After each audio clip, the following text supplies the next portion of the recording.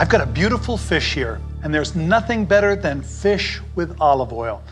But too often, I think, a chef feels uncomfortable taking just a cooked piece of fish and sending it to the table and asking the guest to finish it with olive oil. So I want to offer up a slightly different preparation, maybe a little bit showier, that I think you'll enjoy.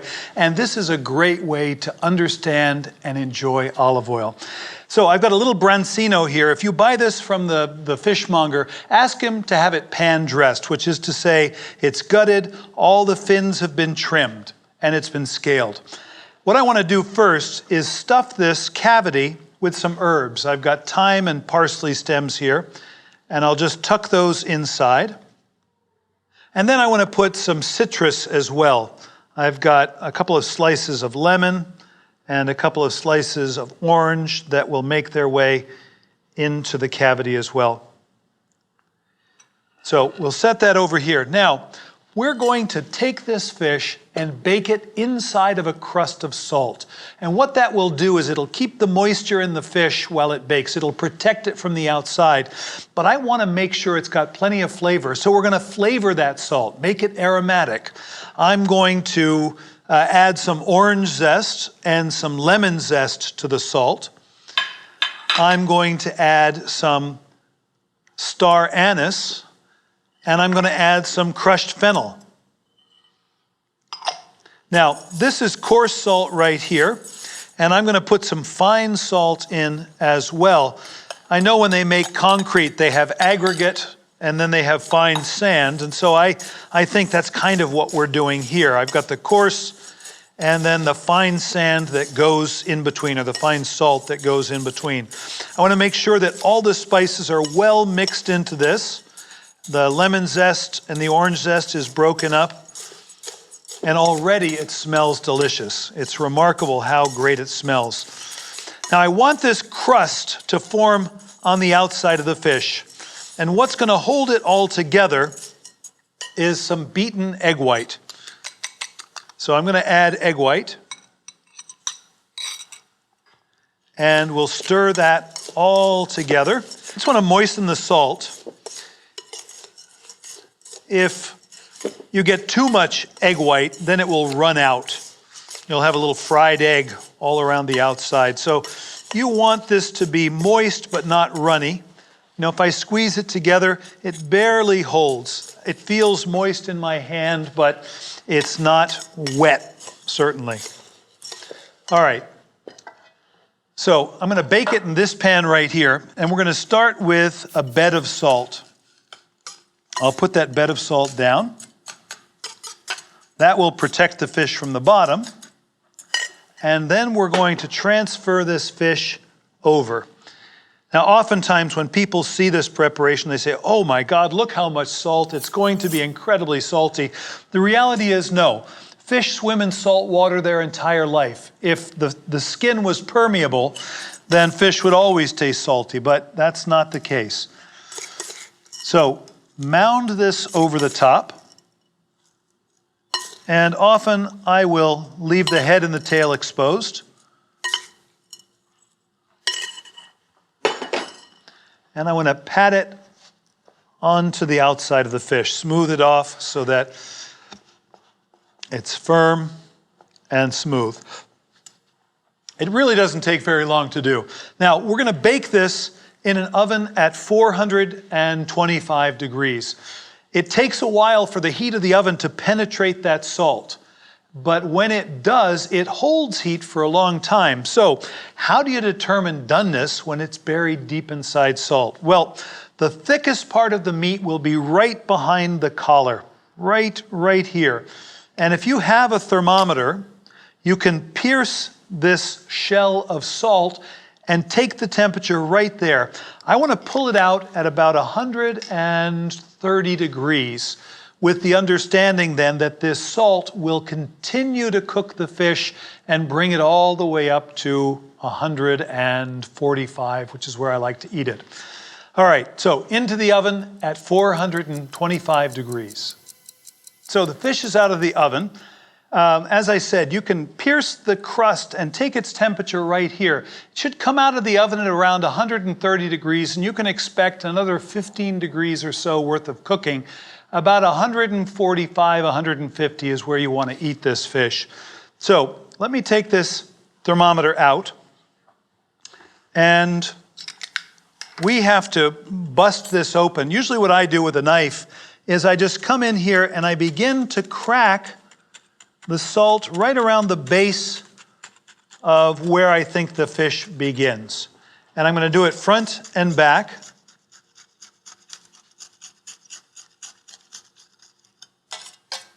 And with any luck, we should be able to peel this piece of salt off, just like that. All right, I'm going to set that aside. Let me turn this around so that it's a little easier for you to see. I'm going to dust back the salt. And if we cut the skin here at the tail, and we cut the skin here at the head, and take a fork, we should be able to grab that skin and just peel it back. And what I want you to notice is how beautifully moist this fish is. I'm going to peel back the skin up here as well. And there is the remnants of the fin here at the top, the dorsal fin. And there's the remnants of a small fin right here. And then we'll cut through the meat, and we should be able to ease it just off the bone.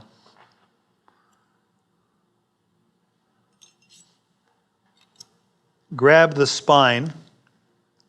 We should be able to just lift that spine up and away from the bottom fillet and move that aside. Here's everything that was stuffed into the belly.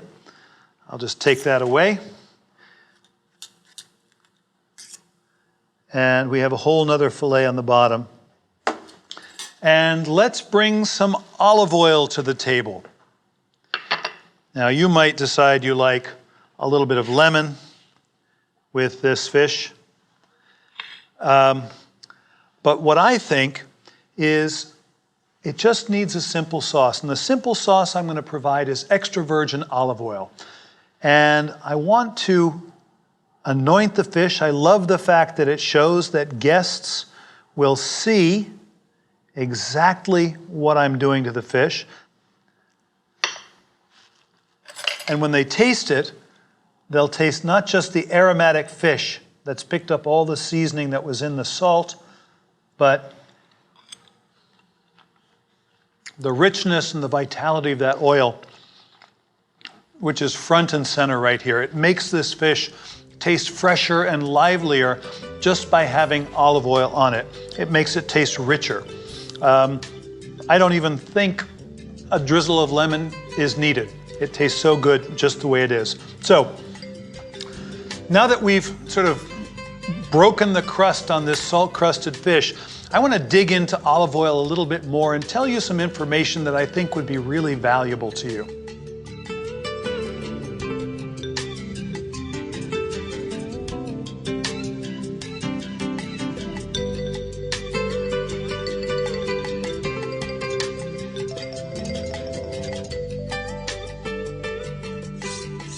So olive oil is likely one of the most important ingredients in defining Mediterranean food. I would call it a quintessential ingredient. And as you move away from the Mediterranean, the climate changes, the olive tree falters, and the cooking at that point is no longer Mediterranean. So it's worthwhile understanding olive oil in a rudimentary way because it is central to everything having to do with Mediterranean cooking. Let me tell you first about how olive oil is made. It begins with olives, and olives ripen in the fall, sometime around October through the beginning of the year, at least in the northern hemisphere. In the southern hemisphere, subtract 6 months from that. Now, you harvest the fruit when it's fully formed and green, And if you were to crush it, you would get an oil that's very green and peppery and even a little bit bitter. But if you allow the olive to stay on the tree after it's fully formed so that it takes on first a blush of color, and then now it's half pink, and then it goes to blue, and now it's 3/4 blue, and now completely blue and on its way to black by January of the following year, the oil that you get from there will change. It'll go from being green and peppery to becoming soft and buttery, and then ultimately maybe tasting a little greasy. There's another interesting thing that happens, and that is that along that ripeness continuum, the yield goes up. So if you're an olive oil producer, certainly you want to maximize yield, but you also want to maximize flavor. And flavor is to be found earlier in the season. So your challenge is to balance flavor and yield. So when you decide when you're going to harvest the olives, let's say it's around November, you take them, you wash them, you separate them from sticks and twigs and seeds and leaves, and then you crush them. Traditionally, it's done in a stone mill. Today, it's done with what's known as a hammer mill, which is like a giant garbage disposal, and you create a paste from everything that is the olive. That paste is then mixed for a short amount of time, and that mixing allows the emulsion that may have formed in the crushing to break. So the oil begins to separate from the solids. And then ultimately, we want to separate the oil from everything else. And traditionally, it's done by spreading that paste, that salsa is what they call it, onto hemp mats, stack those mats up, press them, and the mat captures the solids, the oil and the water flows out, and oil hates water, and the two separate naturally, and you've got olive oil that can be decanted off the top. What they use today is something very much like a cream separator, a centrifuge that spins that mixture, and because the oil is more dense than water, it will spin off at a different time, and you can separate oil from water from solids. So that's how olive oil is made. Now, how is it regulated? Well, they taste the oil and they say, does it have defects? And if it's free of defects, then they say that's one check in the column for extra virgin. They also demand that the oil be processed quickly after being harvested, usually within 24 hours, because any longer and you'll start to see defects showing up. If it meets that requirement, one more check. So they've evaluated it for defects, they've evaluated it for quick processing. It goes to a laboratory where they evaluate it for free fatty acids, which are an indication of oxidation. And if it has less than 1%, then it can be extra virgin olive oil. So I've got here 3 extra virgin olive oils. One of them comes from the south of France, one of them comes from Spain, and one of them comes from Tuscany. Let me just put an idea in your head, and that would simply be this. If you wanted to learn about butter and taste butter, you would not go to the dairy and get a big spoonful of butter and eat it. And while you can learn about olive oil from tasting it just as it is, I think understanding olive oil in the context of food makes a lot more sense. So something as simple as putting a little piece of bread and tasting it on bread, that can help immensely. But what I have here is a little salad that was put together of shaved fennel, shaved endive, shaved mushroom, and shaved Parmesan cheese. And I want to dress each of these salads with a different oil. I'll taste it, and then we'll talk about what the difference is. Here's what it's going to look like. I'm going to season all 3 with salt. And I want to put a drop or 2 of lemon juice on each, not very much, just a drop or 2. Because really the dressing is going to be the olive oil. I'm going to begin here with the Provençal oil. I'll give it a little sniff. It smells almost nutty. It smells very soft. You maybe notice that the color tends to be a little bit more golden than this one.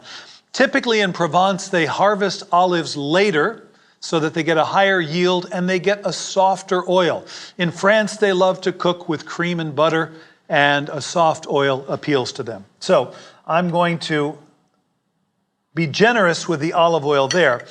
Now, this middle one is from Spain, and it smells just like fresh cut grass. This is an oil made from a single varietal, Picual. And that's the olive that they use most often in Spain. It's slightly greener than the first oil, which is indicative of possibly being harvested earlier. And then finally, this Tuscan oil it almost has a bite to it. There's a lot of complexity and depth to it, but it smells green and vegetal. It smells like artichokes. Here, I smelled a little bit of tomato leaf. Here, almost like artichokes. So I'm going to add that.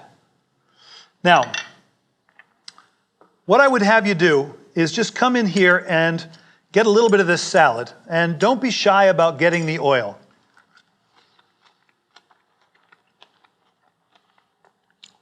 In this case, while the oil lubricates this salad, it feels like it's dressed. All I taste is really the most powerful flavor in there, which is the Parmesan cheese. It's pleasant, but I don't really taste the olive oil coming out in a meaningful way. If I come over here to the middle and I have a little run at this salad, and again, be generous with the oil, there's a vitality to this oil. I like to imagine that olive oil is sort of the sunlight turned into food. It tastes very green and vegetal, very fresh. As I said, like freshly cut grass. And what I notice is that the fennel suddenly seems more vibrant, more electric, more exciting to eat because of that intensity of the oil. These two are suddenly very different salads. The other thing that I pick up in here is a little bit of pepperiness. And when we come all the way over here, a quick word about Tuscan oils. In Tuscany, it's going to get cold. It will snow at some point. You should be ready for that. And for that reason, they always harvest their olives early. If they wait a little too long and it snows or they get a hard frost, all the fruit is destroyed and they get no oil at all. So Tuscan oils tend to be very green and very peppery, very intense, very pungent, and oftentimes they're complex because while they don't get the full ripeness that they might want, they can create complexity by blending multiple oils. So it's not uncommon to see 5 different olives all go together in one oil. So I'm going to go after this one right here.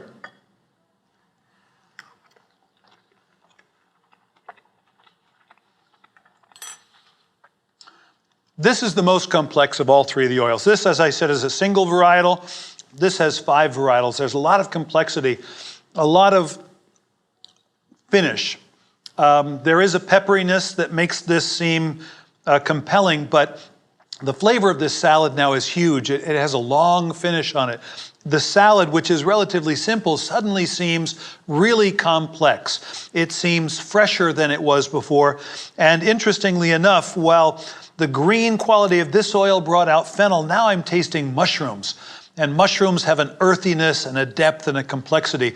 The flavor of this salad is still with me right now, and it's really, really compelling. So 3 distinct salads, and at the same time, 3 distinct results, but 3 salads that are basically the same thing. That's one way of understanding olive oil in the context of food. Let me show you another real quick. In the Eastern Mediterranean, they have a number of different spice preparations that they use as seasoning agents. I've got 2 of them here.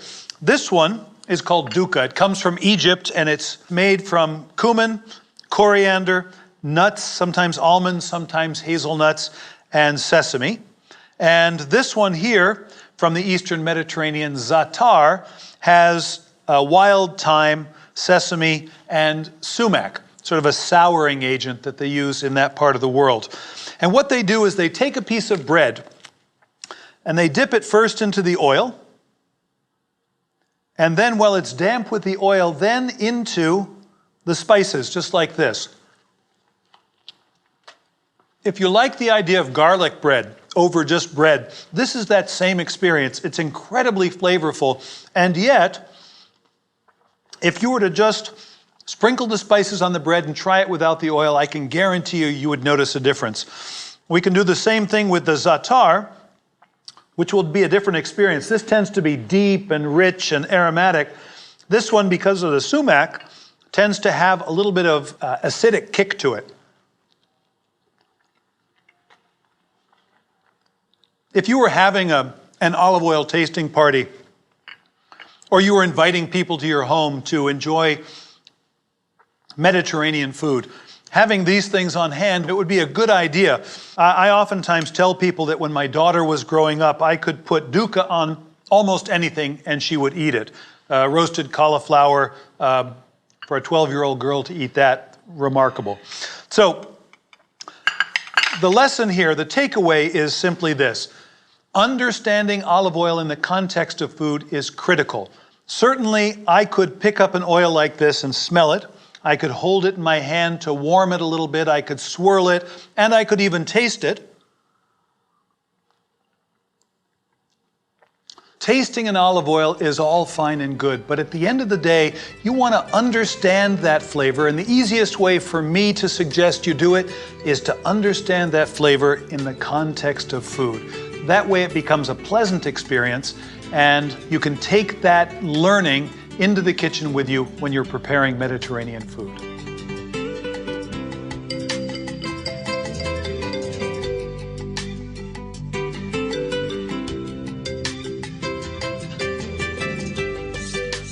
So if olive oil is made in the fall and into the winter, by the time the spring rolls around, it's time to bottle it and release it. That means you've got fresh oil available to you when the summer produce starts to get really juicy. Now, if you take a look here, I've got some beautiful tomatoes, some garlic, some parsley and pepper flakes, and we're going to turn this into a great tomato soup, very simple, that is a great vehicle for exploring all the different flavors of olive oil.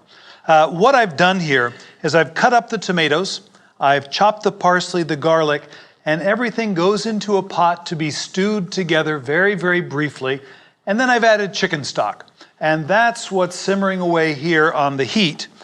I want to cook it until the tomatoes just begin to collapse, until they give up, until the garlic is soft. And then what we're going to do is put it through a food mill so that we can take out all the seeds, all the skins, the parsley stems, everything that we don't want in our finished soup. So I'm going to put this right back into the same pot so I don't have to wash a second pot. And this is so tender that it will go right through the food mill.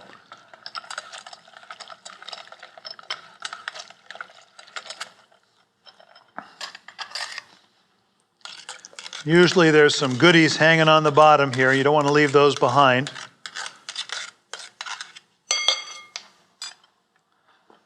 Now, at this point, we can just taste it. It doesn't need much seasoning. Those tomatoes are so delicious, but ripe tomatoes especially demand a lot of salt. So I've got a little bit more salt in there.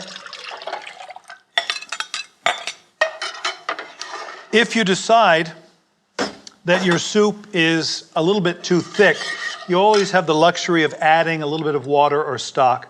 I'm going to thin it out just a little bit, and we'll bring it back up to a simmer so it's nice and hot when we serve it. I like to serve this soup over grilled bread, and just so that there's a lot of nooks and crannies for that soup to be absorbed into, I grill the bread and then I break it up into pieces like this, and that's the way to prepare the plate. You can have people do this on their own at home. I've got a really delicious olive oil here. I chose one that has a little bit of a tomato leaf flavor, and that tomato leaf flavor is going to complement what you taste in here. But don't go out looking for a specific oil. This is a great excuse to explore a lot of different oils. I would think if you could go to the table and have 3 oils on the table that you could explore, that would be really a lot of fun. and you'd learn a lot about it. Olive oil is a perishable product, and the things that make olive oil go south, if you will, are light, heat, moisture, and exposure to air. So typically, olive oil comes in a closed bottle. You want to keep it closed. Typically, the bottle will be dark, which will protect it from light. There should not be any moisture in it. And if you keep it in a cool spot, then I think you've got exactly what you need for that oil to last very, very well from 1 year to the next. If you've had a bottle of olive oil around for 6 years, you probably don't even want to use it. You just want to get rid of it. All right, so the soup is at a boil now.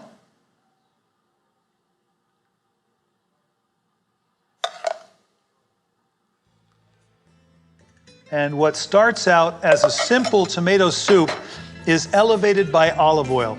I'm going to take it to the table like this. There's something about modeling the correct behavior that I think is really, really important. People need to see that it's okay to add olive oil. It's not just a fat, it's a healthy fat, maybe one of the healthiest fats there is.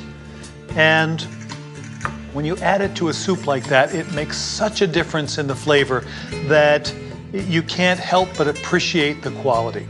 So I think a little bit of cheese over the top and this soup is ready to go. There it is, a tomato soup that is so simple to make, and it's a great excuse to explore a diversity of olive oil. Once you're done with this, I want you to come back because we're going to taste olive oil on a chocolate dessert.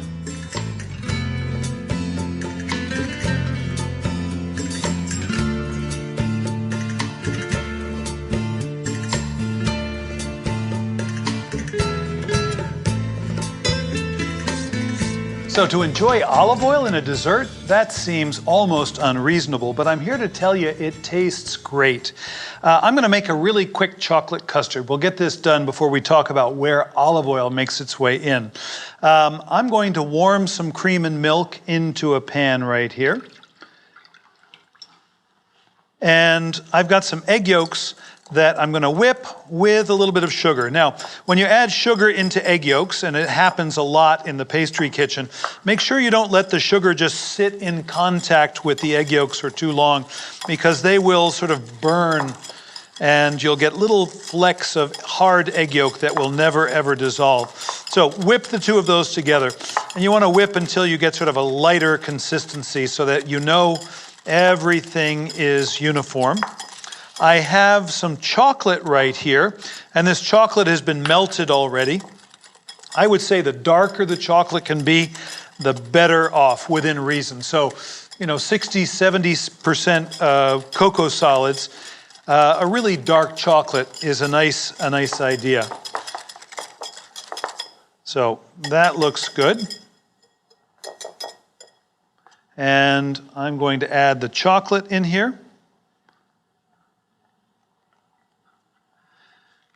Now the chocolate, maybe you have a technique of melting chocolate in the microwave. I usually just put it over warm water in a bowl and let it melt gently. It doesn't really take very long to melt. All right. And we'll stir that together. And then finally, this warm cream.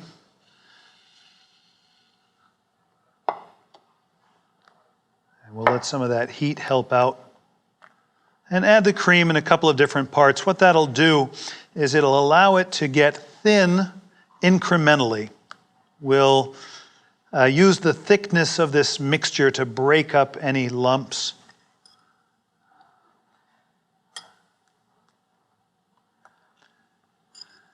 And we're going to bake this custard in a water bath. And the egg yolks will set, and this will become sort of a nice semi-solid. What the water bath will do for this is it will allow for the heat of the oven to be tempered. Eggs are kind of temperamental. And so even if we put this into an oven at 325 degrees, the water that surrounds this will keep the temperature down below boiling. And that's just what we want. All right, so that looks good. And we're going to put this into an oven-proof dish inside of a second dish that is slightly larger. I'm going to put water in the second dish. So in goes our custard. And I'm going to take this to the oven along with some hot water. Now, don't put the hot water in over there and then you have to carry it a long way. Instead, bring it with you. Here in the oven, we'll open things up and just put that into the oven. I want hot water to come up the side by about halfway, let's say. So I want it halfway covered. And then we'll take this and gently push it in. All right, so these are in the oven. They're going to cook for about 15 minutes or so. I have some that are already cooked here. And we're going to just present this. What you'll notice is I've got some that are in individual portions. I think that's a nice way that you can present them. Or if you have them in a larger container like this, you can create a different style of presentation. And let me show you what I'm talking about. I've got some spoons in hot water. And I'm going to take a little orange marmalade, which I think is a nice addition to the chocolate custard, and put a little bit there. And I'm going to put a little bit right here in the center of this plate. And then, with a hot spoon, I'm going to get a little bit of this custard.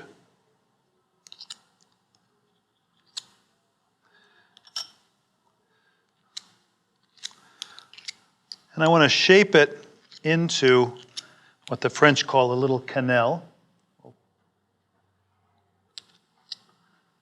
Put another cannelle right there. And I want to finish this with a couple of things. One, olive oil. Now, keep in mind, the chocolate is a full flavored ingredient, so a strong, vibrant olive oil is an important idea. I'm going to put a little bit over here as well. And don't be shy about including a lot. And then I love the idea of a little good quality salt. This goes from being what I think of as a children's dessert to becoming kind of a grown-up dessert by the addition of olive oil and salt. So we've seen olive oil from the beginning of the meal to the end. We've seen different styles of olive oil. To wrap it up, I'd like to leave you with a quick story. I have a friend, a chef from Greece, and before he arrived, I did some research, and it was interesting to me how many different vegetarian dishes are available to you in the Greek cuisine. So I said to him, "You've got so many vegetable dishes, it's great." His answer surprised me. He said, "You know, we eat vegetables because that's what we have available to us. If we were wealthier people, we might eat meat, but we eat what we have." And I said, "You also consume an incredible amount of olive oil, 52 times more olive oil than we do in the United States." And his answer surprised me again. "How do you think we choke down so many vegetables?" So, to my way of thinking, that's the promise of olive oil. It can make a lot of nutrient-dense food taste delicious, and it's delicious in its own right. So take olive oil to your kitchen and experiment.